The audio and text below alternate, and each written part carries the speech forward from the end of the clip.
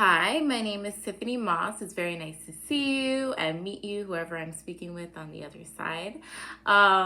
This course name is SPCE 610_825. The current semester is fall, which we love, pumpkins. The purpose of a preference assessment, let's start by doing that first. The purpose of a preference assessment in ABA is to identify activities or items that a person likes, which could be used as a reinforcer to increase desired behaviors. It's especially important working with people who have disability or people who are autistic, or even just not that. I've had clients who have ADHD, and it still works great for reinforcers because even as adults, we work every day or however many days that we work so that we can get paid, yay, at the end of the week or at the end of the 2 weeks. So we have something that we're working for, which helps us to be more enthusiastic about doing our tasks throughout the week, or it helps us to just want to complete the task at all because we know that there's going to be something rewarded at the end. So some common types include single stimulus, paired stimulus, and multiple stimulus. When I think of single stimulus, I'm like one. So we're gonna present only one item at a time. When it comes to paired stimulus, you think of two because you're only going to be offering two items for the person to choose from. When we think of multiple stimulus, I think of array of stimulus, which is presenting several items for the person to go ahead and pick from. So next we're going to talk about the steps of multiple stimulus without a replacement. And right now I'm going to explain how we go through that process. So number one, we prepare the stimuli so we can select between 5 to 7 activities or food, like, something that the client would like to eat, toys, or a sensory item that could be, also known as a tangible. Number two would be to arrange the items. We're gonna present all of the items simultaneously in front of the person and make sure that they could see each one because we do want our clients to see what we're going to present them. That way, later on, they can go ahead and pick. Which brings us to number 3. We're going to have them select an item. You could simply just say, pick one, and have them pick one and then have like a set amount of time in which they could play for that item. I usually do between like 20 or 30 seconds. Number 4, we're going to remove the selected item. So after they've had time to play with the item or eat it, then we're going to move it out of the array. You could say, okay, all done, or next one, or my turn, and put it to the side and not replace it. So they're gonna keep whatever ones that are, out of the ones that are left, they're gonna pick. So number 5, we're gonna repeat the process. We're going to have the remaining items allow for them to pick again. We're going to do this all the way until we're done with that process. Well, not done with the process, but until like all the items are picked or the client is refusing to pick anything at all. Number 6, the last step, we're going to record the preferences. We're going to rank the items on what was the highest preference and what's the lowest preference. Highest preference is like, oh, they're always picking this one. I'm seeing this one is always high. It's ranked like 1 through 3, like they really like it. Or you could do the same thing with the lowest. This one is always like 7 or 6, so they're not really vibing with that at the time. So that is the way that we're going to do the multiple stimulus without a replacement. Next, we're going to talk about the data collection procedures. So here, I printed out the papers because I'm thorough and I'm not going to do it on a tablet like I did last time. I did learn. I do want to do great. But this is one that was printed out for a class and it has like the 7 items. And so I already have my items that are picked right here. So I have hippo for number A, I have B for gorilla, I have C for elephant, D for rhino, E for camel, F for tiger, I knew that, and G for zebra.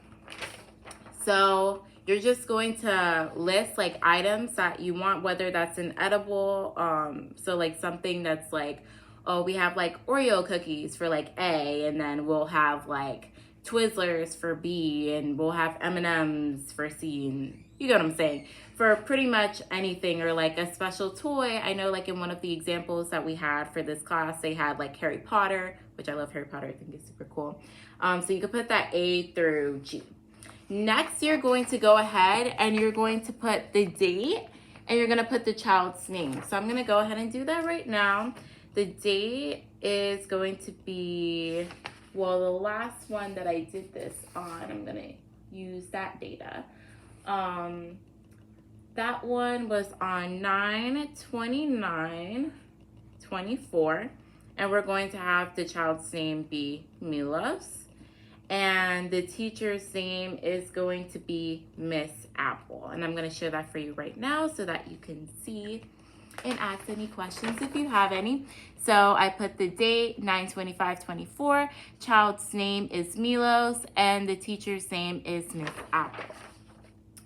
Okay, so next I'm going to show you my array that I have for like my client. I don't know if you guys can see that. I'm trying to get in focus. Okay, so I have the hippo, I have the gorilla, I have the elephant, I have the rhino, I have the camel, the tiger, and the zebra. And it's listed the same way on my paper. That way we always know where it is. So I already did this. Let's say my client, for the first item that's selected, it was a tiger. The second item was a zebra. The third item was an elephant. The fourth item was a rhino. The fifth item was a gorilla. The sixth item was a camel, and the seventh item was a hippo. So I would simply have like my items here, all here. I do want to show you guys. So we have the hippo, the gorilla, the elephant, the rhino, the camel, the tiger, and the zebra. So I would simply just go like, pick one, and let's say, oh, my client, they picked a tiger, they're playing with the tiger.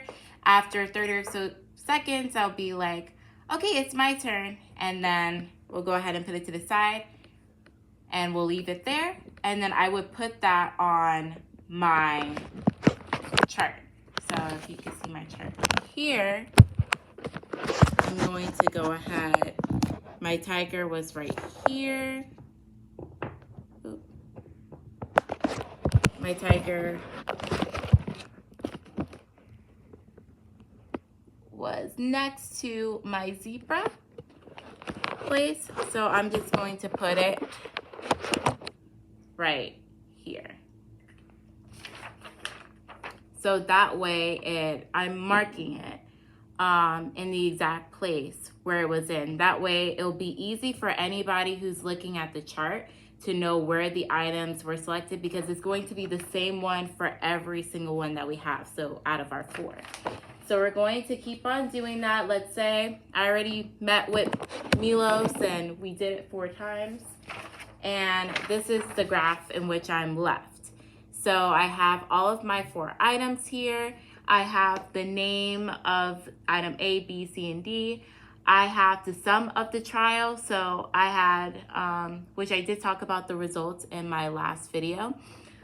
So I just go ahead and put that there, and we're going to just based on the amount, we're going to add it up, and we're going to put the sum of the trial over to the side. So yeah. So we have the data collection, which we did do, and yeah, we're going to keep doing that all the way.